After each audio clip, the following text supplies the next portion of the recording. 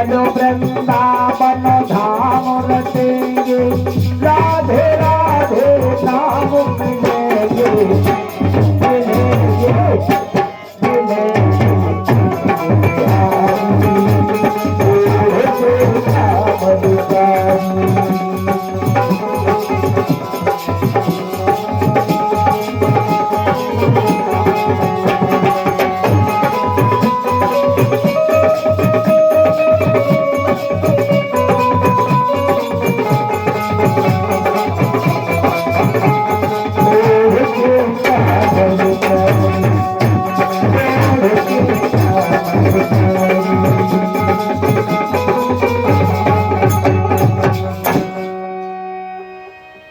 यहाँ सभी वृंदावन वापस आए हैं और भगवान ने गोपियों को कहा था कि मैं आगे आने पर शरद पूर्णिमा पर आपके साथ महारास करूंगा। तब भगवान पीता रात्रि शरदोत फल कमलिका वीक्षरन्तो मनश्चक्रे योग मायामुपासता। यहाँ भगवान ने योग माया को आदेश दिया है। यह वो योग माया नहीं है जिसे भगवान आज्ञा देते हैं। यह भगवान ने जब बंसी को आज्ञा दी है, बंसी को निदान किया है भगवान ने, क्योंकि भगवान जब आज्ञा देते हैं तो योग माया उस समय जब कारागृह में जन्म लिया, बोले योग माया आज्ञा है कि यह गर्भ को खींच करके रोहिणी के गर्भ में स्थापित कर दो, उसे आज्ञा देते हैं। यहाँ योग माया बंसी को बताया गया है, क्योंकि बंसी का श्याम सुंदर ने जब निदान किया है, गोपियां एक एक करके अपने घर से निकलेंगे।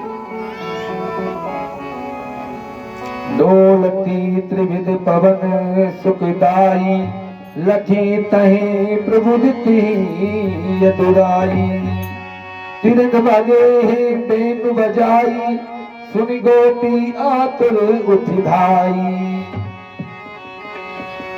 बंसी की ध्वनि को सुनकर के सारी गोपियों को ऐसे लगा कि श्याम सुंदर हमको बुला रही है, मानो कि श्याम सुंदर मुझे आवाज दे रही हो। जो गोपी जिस भाव में जिस श्रृंगार में थी उसी प्रकार चलती है। एक गोपी तो बड़ा काजल लगा रही थी और जब बंसी की ध्वनि को सुना लगा कि श्याम प्यारे हमको बुला रहे हैं। वो एक काजल एक आंख में लगा रहता है और वो काजल अपना लगा करके ऑटो पर लाली समझ करके लगा लेती है। इस प्रकार का क्यों सोचती है कि श्याम सुंदर तो इतने काले हैं, नेत्रों में बसा लूं। इस प्रकार काजल को नेत्रों में ना लगा करके लाली पर लगा ली है। एक सखी तो अपने बच्चे को दुग्ध पान करा रही थी, जब बंसी का निदान सुना है और सुनते ही वह अपने बच्चे को छीके पर टांग करके चल देती है। अन्य अन्य गोपियां अपने अपने भाव से भगवान के पास चलती हैं, नाना प्रकार का श्रृंगार करती हैं। तब यह भगवान के पास पहुंच जाती हैं। भगवान कहते हैं स्वागतम महाभागा त्रियं किं करवाणिदा ब्रजस्त्यान्यं कंसिदो भूतागमन कारण। आप हे सुंदरियों, आपका स्वागत है। बताओ तुम्हारा कौन सा प्रिय कार्य है जो आप यहाँ मंगल को आई हैं। इस रात में आने का कारण क्या है? बोले लखी ब्रजराज तुम कियो नरक को काम, सास ससुर पति मात पितो तज आई यही धाम। आपने ये क्या किया? ये हाँ, आप क्यों आई हैं? अपने आपने कुल की भी राज को नहीं देखा, कैश्वर को छोड़कर के आपकी शरण में आई हैं। हे श्याम सुंदर। कृष्ण बोले गोपियों वृंदो, तुमने यहाँ आकर के अपने पतिव्रता धर्म को भी नष्ट कर दिया है। पतिव्रता स्त्री का धर्म यही होता है कि घर पे रह करके अपने पति की सेवा करें। और आप अपने अपने पतियों को, अपने अपने सास ससुर को छोड़ करके इस घोर रात्रि में क्यों किसके पास आई हैं? हे श्याम सुंदर, एक स्त्री पति की सेवा कर रही थी, उसका छोटा सा बच्चा एक अग्नि कुंड में गिरने जा रहा था और उसका पति उसकी गोद में लेटा था। क्या वो अपने बच्चे को बचाती या अपने पति धर्म को निभाती? बोले नहीं, वो तो अपने पति धर्म को भी निभाती। और वह बच्चा धीरे धीरे जाकर के उस अग्नि कुंड में गिर गया। उस अग्नि कुंड की अग्नि भी बुझ गई। क्यों? क्योंकि वह पतिव्रता स्त्री थी। इसीलिए भगवान भी सोचते हैं कि जब यह इतना अपना संकल्प कर सकती है तो हम क्यों शांत नहीं हो सकते। इस प्रकार से भगवान भी दृष्टांत सुनिए। कहते हैं एक स्त्री एक पति की सेवा कर रही है और पति परदेश गया है, वो पति की प्रतिमा रख कर की सेवा करती है। और मान लो पति दरवाजे पे आ गया, पति आवाज लगा रहा है, वो प्रतिमा की पूजा कर रही है, तो क्या उसको प्रतिमा की पूजा करना चाहिए कि अपने पति के लिए दरवाजा खोलना चाहिए? भगवान कहते हैं कि अपने पति के जो बाहर आया है उसके लिए दरवाजा खोलना चाहिए। क्यों? क्योंकि वो तो प्रतिमा है लेकिन साक्षात सामने आ गया है। इसी प्रकार गोपियां कहती है श्याम सुंदर, जब आपको ही हमने अपना ईश्वर सब कुछ मान लिया है तो हमें जगत वालों से क्या लेना देना? क्या काम है जगत वालों से? इस जगत में रह कर के भी हमें अपना कोई नहीं मानता तो हम क्यों अपनों के लिए तरसे? जो हमारे हैं हम अपनों के लिए तरसते हैं और जिनके पास अपने नहीं होते वो अपनों के लिए तरसते हैं। न जाने हे श्याम सुंदर आप हमारे हो। ऐसा क्यों कहती है? क्योंकि मैं कल भी बताया था कि जब ब्रह्मा ने भगवान के सखाओं गोपों को चुराया है उस समय यह श्याम सुंदर का ही सभी के साथ गोपियों के साथ विवाह हुआ था। इसी प्रकार ये गोपियां श्याम सुंदर की है और श्याम सुंदर तो सर्वेश्वर है। यहाँ पितु मात सहायक स्वामी सका तुम ही एक नाथ हमारे हो, जिनके कछु और आधार नहीं तिनके तुम ही रखवाले हो। गोपियां कहती है प्राणनाथ अब आपने बुलाया है, आप जो चाहो सो कर दीजिए, हमें कुछ नहीं करना है। और कोई ना सहारा बिन तेरे, और कोई ना सहारा बिन तेरे, घनो श्याम सवैया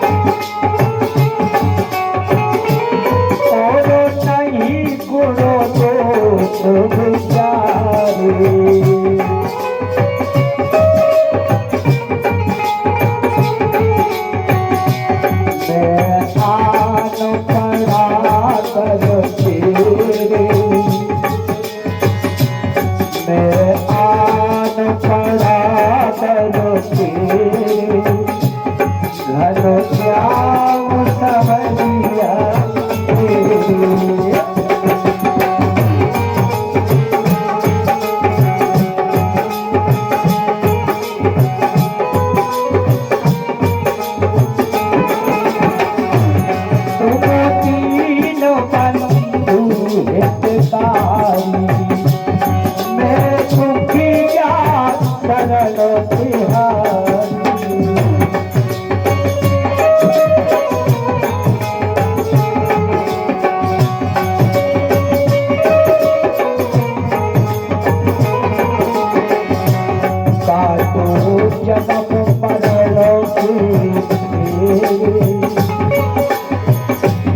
काटो जन्म मरणों के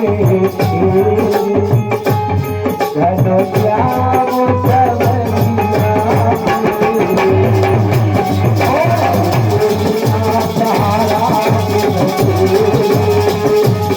घन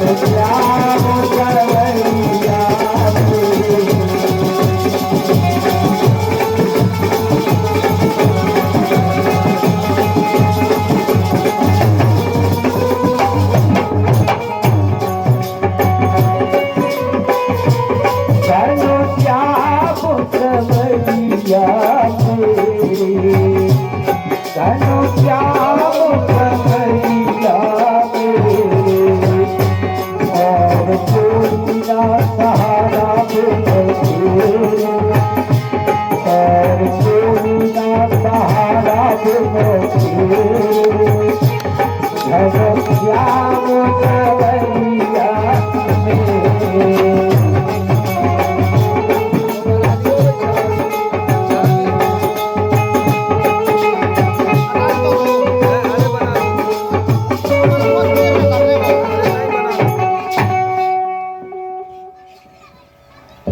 अंत में गोपियां कहती हैं, हे आपकी बंसी की ध्वनि को सुनकर के हमारा मन मोहित हो गया है। हे प्राण अग्नि उत्पन्न कर दी है आप बंसी वस्तु को इंद्र यानी अब बंसी के द्वारा उत्पन्न हमारे इस काम भी रूपी मन के लादे ग्रह को यहाँ पर जब यह रास प्रारंभ हुआ है उस समय कामदेव भी भगवान से युद्ध करने के लिए आ गया है। काम कहता है प्रभु मैं अब आपसे युद्ध करना चाहता हूँ। भगवान ने कहा ठीक है पर एक शर्त रख दी, बोले अगर जो भी हारेगा उसे हारने वाले का पुत्र बनना पड़ेगा।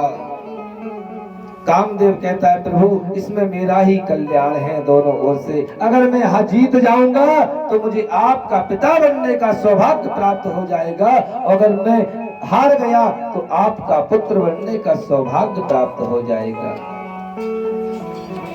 यहाँ जो गोपियों के मन में सर्वश्रेष्ठ सौभाग्यशाली होने का यही अभिमान हो गया। अब श्री कृष्ण अभिमान को दूर करने के अंतर्गत अचानक गोविंद के अंतर ध्यान हो गए। जब रास आरंभ हुआ है उस समय भगवान अंतर ध्यान हो जाते हैं। हे पट पाकरी कलिका तुम देखे मोहन गुण शीला, हे रस लाल पवन सुजाना तुम आवत देखे इतकाना। जब आगे खोजती हुई ढूंढती हुई श्री कृष्ण के चरण चिन्हों के सहारे एक स्त्री के भी चरण चिन्ह दिखाई पड़े, उसी को राधा माना है। ये भाग्यशाली कोई स्थान उन्होंने कस्या पदानी चेतानी याताय जनन्नोना असन्यास्तु प्रकाशस्या करे युग्यो करनायतः। हे गोपियों सोचने लगी कि हे नंद के लाडले के साथ वाली स्त्री जो है वही इस प्रकार से अपनी हथनी के गले में कुंड फंसा करके चलता है, उसी प्रकार श्याम सुंदर भी स्त्री के साथ श्री राधा जी के साथ यहाँ पर गए हैं।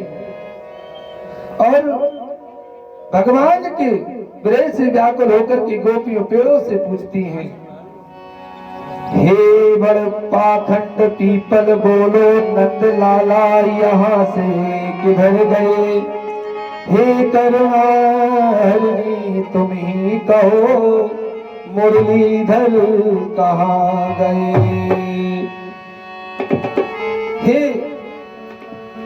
हे तात पीपल, हे तुलसी, हे भैया कहाँ गए। नदियों से पूछती हैं, वृक्षों से पूछती हैं, विरह में पागल हो गई हैं गोपियां।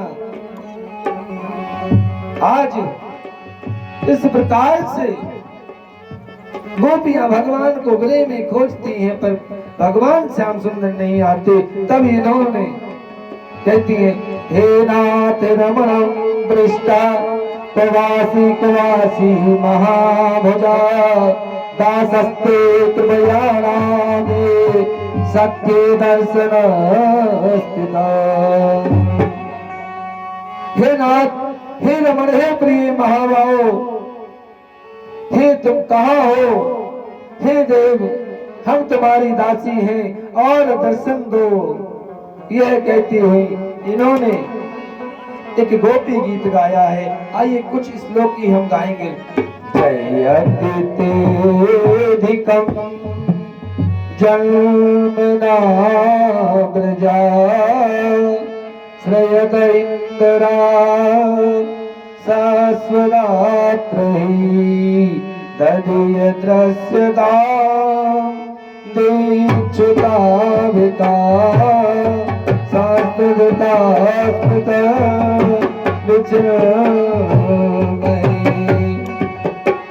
हे श्याम, जब से ब्रज में आपका जन्म हुआ है, ये बैकुंठ भी यहाँ फीका पड़ता है और आप हमको छोड़कर कि कहाँ रमण हो गए, कहाँ चले गए हैं श्याम सुंदर। सरदुदास हे साधु जात सा सरसिरोदरा श्री मुसादसा। हे तो प्रेम के देवता, आपके कमल पुष्पों की यह वंदना करते हुए आप कहाँ हमें छोड़ करके चले गए हैं? ना जाने हे श्याम सुंदर, हम तो कब के मर गए होते। बोले क्यों, हम मर क्यों नहीं पाते? तब कथामृतम तत्व जीवनम कभी विरता कल्पसापहम। हे श्याम सुंदर, ये जो तेरी कथा हमने सुन रखी है ना, ये हमें मरने नहीं देती। केवल श्याम सुंदर का चिंतन ही करते रहते हैं। ये हरि की कथा इतनी प्यारी है कि इसे जो एक बार सुन लेना, बार बार सुनने को मन करता है। अंत में जब कोई नहीं दिखाई पड़ा तो यह चल करके सेवा कुंज में पहुंची हैं। वहां देखती हैं क्या, इन्होंने अगर राधा जी के चरणों के दर्शन किए होते तो श्याम सुंदर मिल जाते। क्यों? क्योंकि श्याम सुंदर वहां भौरा बनकर के दो तन मिल एक ही भय, श्री राधा वल्लभ लाल। ये दोनों तन एक हैं। ये एक क्षण भी श्याम और राधा कभी अलग नहीं होते। पर गोपियों ने इनके मुख के दर्शन किए हैं, इसलिए इन्हें भगवान दिखाई नहीं पड़े श्याम सुंदर। कभी भी मंदिर जाओ, किसी भी देव स्थल पर जाओ, सबसे पहले अगर दर्शन करना है तो भगवान के चरणों से दर्शन आरंभ करिए। पहले चरणों के दर्शन करिए, फिर धीरे धीरे आगे करके दर्शन करिए, फिर मुख को देखिए। क्योंकि जब नेत्र से नेत्र मिल जाते हैं ना, तो प्रेम हो जाता है, और जिससे प्रेम हो जाता है उससे केवल नेत्र ही बात करते हैं, ना कि हम। ये नेत्र बड़े चपल हैं, इनसे बात यदि करना है तो केवल नेत्रों की परिभाषा को जान लेना आवश्यक है। परंतु इन गोपियों ने केवल श्याम सुंदर को दर्शन चरणों के नहीं किए, राधा जी के चरणों के दर्शन किए हैं, इसीलिए इन्हें श्याम सुंदर नहीं मिले हैं। अंत में जब ये ज्यादा परिश्रम किया, उस समय भगवान श्याम सुंदर प्रकट होते हैं। यहाँ भोले बाबा को जब पता चलता है कि आप कहाँ जा रही हैं, बोले तुमको पता नहीं है वृंदावन में रास हो रहा है, हम वहां जा रहे हैं। अच्छा, बोले आप अकेले जाओगे, हम भी चलते हैं। बोले श्याम के सिवा वहां कोई दूसरा पुरुष नहीं होगा। बोले श्याम के सिवा दूसरा पुरुष नहीं होगा तो क्या हुआ, हमको स्त्री बना दीजिए और हमें भी ले चलिए। भोलेनाथ महाराज के लिए तैयार हो रहे हैं। माता जी बोली चल तो सकते हो, लेकिन ऐसे भोला बनकर नहीं। बोले फिर तुम्हें भोली बनना पड़ेगा। भोला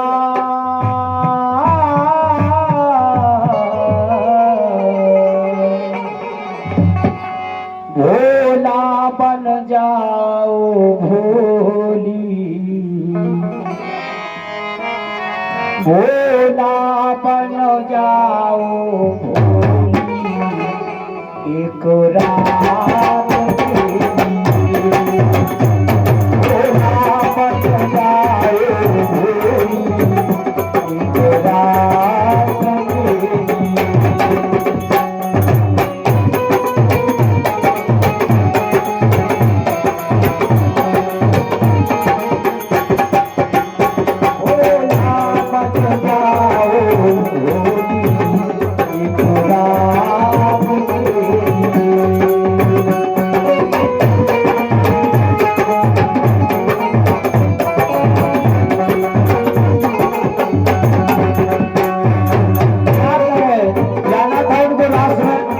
तैयार हो रहे हैं। सज रहे सज रहे सज रहे सज रहे सज रहे सज रहे।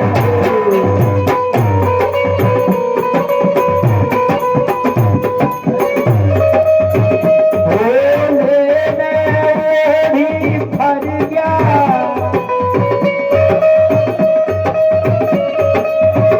बाम नाग छुपा कर गया,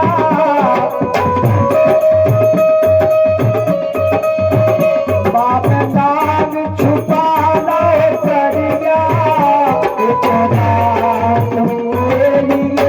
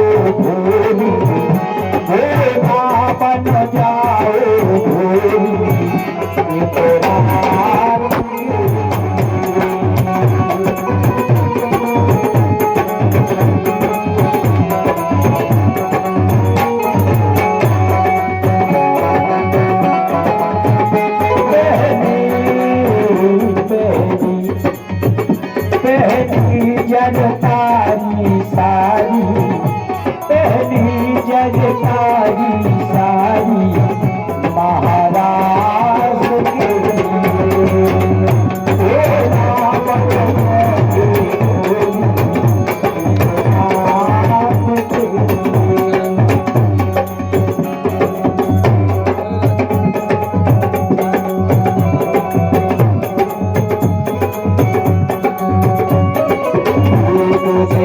भोले भंडारी बन करके ब्रजधारी,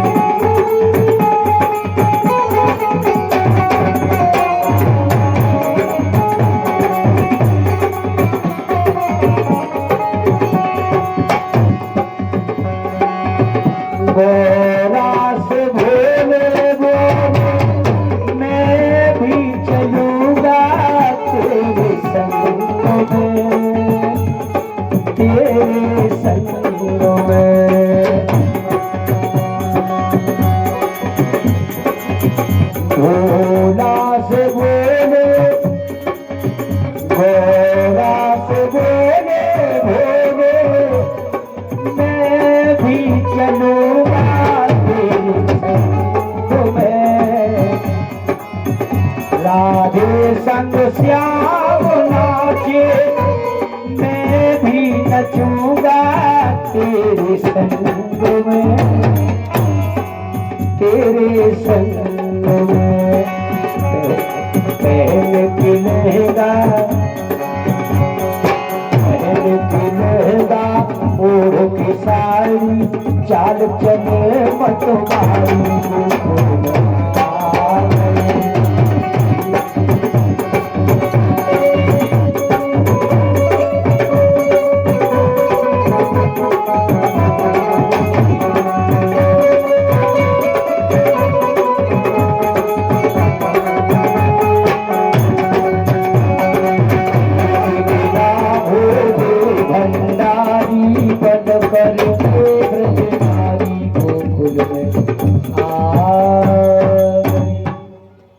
श्याम यहाँ भोले बाबा भी रास में आते हैं। यहाँ कामदेव ने अपना भगवान के पीतांबर में अपना काम का वासना दिखाई दी। उस समय कुछ गोपियां भगवान को स्पर्श करना चाहती थी, लेकिन भगवान समझ गए कि काम अपनी वासना को पूर्ण करने के लिए आया है और भगवान ने काम पर पहले विजय प्राप्त की है। इस प्रकार से काम पर विजय प्राप्त की और जब देखा कि यह गोपी कौन है नहीं, समझ गए। भगवान ने बंसी बजाई, भोले बाबा सुध-बुध खो बैठे हैं, नृत्य करने लगे। अरे वाह, यह तो साक्षात भोले बाबा आए हैं। आज भी ब्रज में गोपेश्वर महादेव के नाम से विचलित हैं और गोपी का श्रृंगार करते हैं भोले बाबा। यहाँ रास हुआ, जब रास होने लगा, रास करते करते थक गई श्याम सुंदर चले जाते हैं और राधा जी के साथ थक कर बैठी राधिका मोहन चरण दबात। जब राधिका जी थक जाती हैं तो श्याम सुंदर उनके चरणों को दबाते हैं। श्याम सुंदर, आपने कहीं देखा कि श्याम सुंदर किसी की सेवा करते हैं, पर श्याम सुंदर बंसी की सेवा करते हैं। यह जब थक जाती है बंसी तो इसके चरणों को दबाते हैं और जब गर्मी लगती है तो भगवान श्याम सुंदर उसको हवा करते हैं और उसी हवा से जब हवा करते हैं भगवान तो उसी से कितनी धुन करती है, बड़ी प्यारी। इस प्रकार से भगवान नाना प्रकार की लीलाएं करते हुए एक बार